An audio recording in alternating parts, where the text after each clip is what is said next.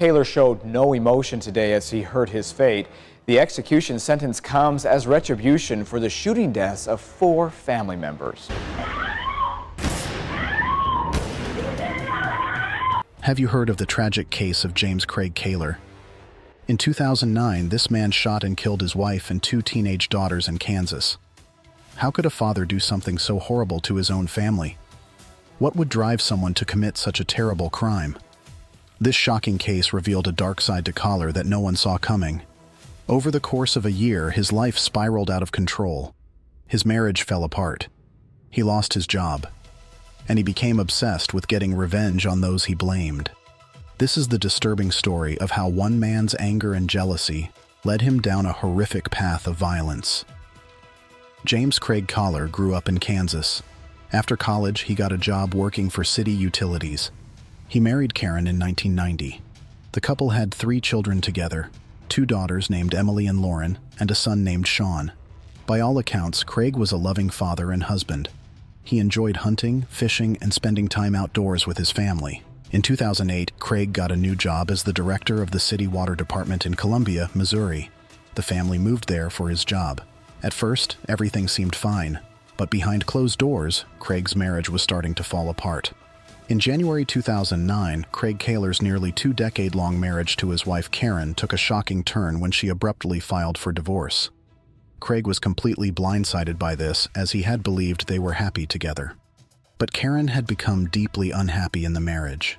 She felt controlled and even fearful of her husband at times. Unbeknownst to Kraig, Karen had developed feelings for another woman, Sunny Reese.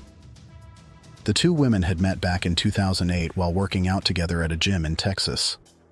At first, they were just friends, but a romantic connection grew.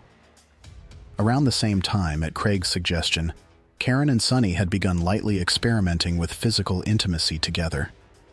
Kraig even claimed he was fine with his wife exploring her sexuality. However, things progressed further than Kraig expected. Karen and Sunny's relationship turned into a full-blown affair by the end of 2008. The 2 women fell in love. When Kraig found out just how serious and deep Karen's relationship with Sunny was, he was shocked and outraged. In his mind, he had only given permission for a casual, physical arrangement. But this was emotional, romantic love. Kraig felt deeply betrayed, jealous, and humiliated that his wife had fallen in love with another woman. It challenged his manhood and made him feel like a fool. In March 2009, these feelings boiled over when Kraig got into a heated argument with Karen that turned physical. He shook and grabbed her violently. Karen filed a protective order saying she feared for her safety from him.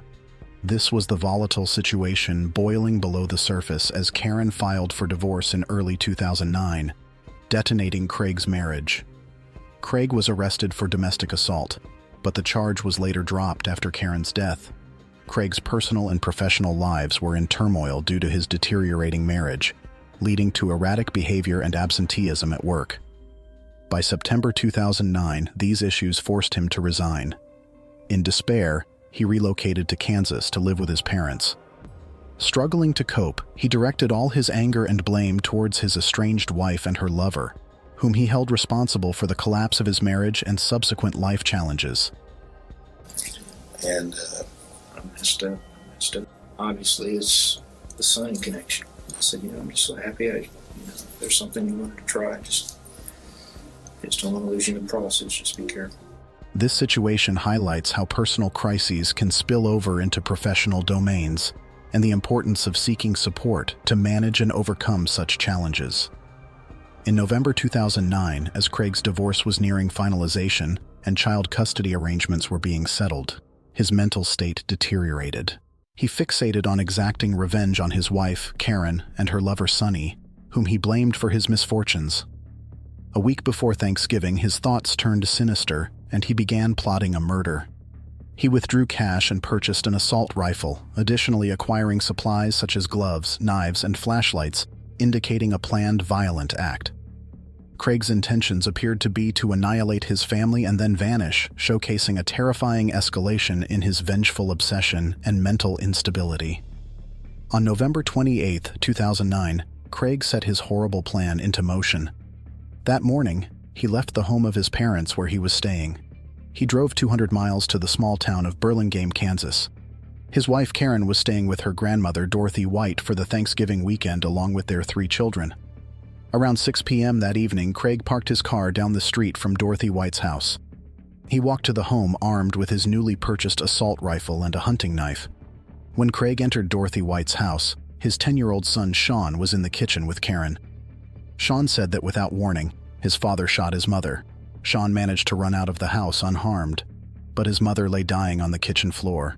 Kraig then went through the house shooting his 2 daughters, Lauren, age 16, and Emily, age 18. He also shot his grandmother-in-law, Dorothy White. Finally, Kraig left the house and drove away. His young son Sean had escaped to a neighbor's house and frantically called 911. Upon arriving at the horrific scene, police discovered a catastrophic situation. Emily had been fatally wounded and was already dead. Dorothy, Lauren, and Karen were gravely injured but still clinging to life. Despite the immediate medical attention they received, Lauren and Karen's injuries proved fatal, and they died at the hospital.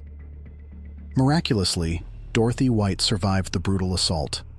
For the following 12 hours, a large-scale manhunt ensued as police fervently searched for Kraig, the suspected assailant. Their efforts continued until the next day when he was finally located over 10 miles away from the crime scene. Remarkably, when police confronted him, he offered no resistance, surrendering peacefully and marking the end of a tense and tragic episode. In custody, Kraig admitted, "I'm the guy you're looking for." He blamed the murders on his wife's affair and wanted a divorce. Sitting together and rubbing each other's leg, and I mean, just making a spectacle. Just out of control. Things turned around and it just unbelievable.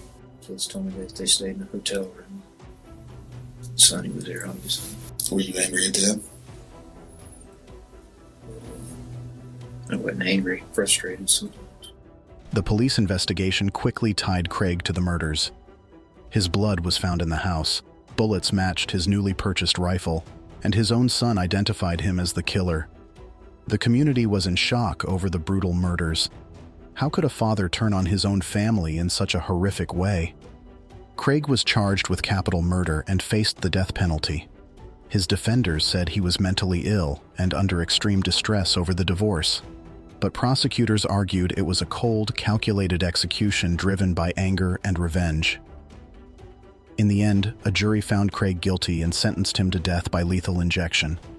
He showed no remorse for his crimes. Kraig continues appealing his sentence, but so far his appeals have failed. He remains on death row in Kansas to this day. The tragic story of James Kraig Kahler is a sobering reminder of domestic violence and the deadly lengths jealousy can drive people to.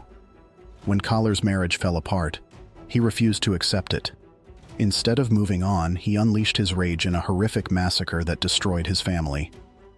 This shocking case reveals the importance of mental health awareness and preventing domestic violence.